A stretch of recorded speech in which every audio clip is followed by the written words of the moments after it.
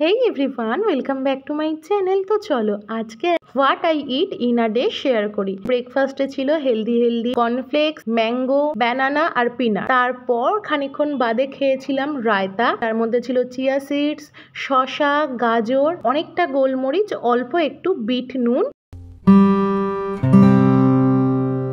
তারপর দুপুরবেলা খেয়েছিলাম ঠান্ডা ঠান্ডা পান্তা ভাত। বেশ গরম পড়েছে আর আমার গরমকালে পান্তা ভাত খেতে ভালো লাগে। আমি জেনারেলি গরম ভাতে ঠান্ডা জল ঢেলে সেটা খাই। তার সাথে ছিল লেবু, লঙ্কা, শসা, পেঁয়াজ, আলুর চোখা, ডিমের অমলেট। পান্তা ভাতের সাথে জেনারেলি একটু আলু ভাজা বা আলু ভাতে হলেই আমার হয়ে যায়। তারপর সন্ধ্যেবেলা একটু আনহেলদি খাবার দাবার খাওয়া হয়ে গেছে।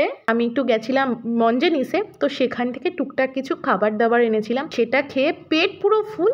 তো রাত্রে ডিনারটা স্কিপ করেছিলাম। মঞ্জেনিস থেকে এনেছিলাম চিকেন বার্গার, চিকেন ইন্টারনেট আর চিকেন পাই। তো চলো এইগুলোই এখন খাই।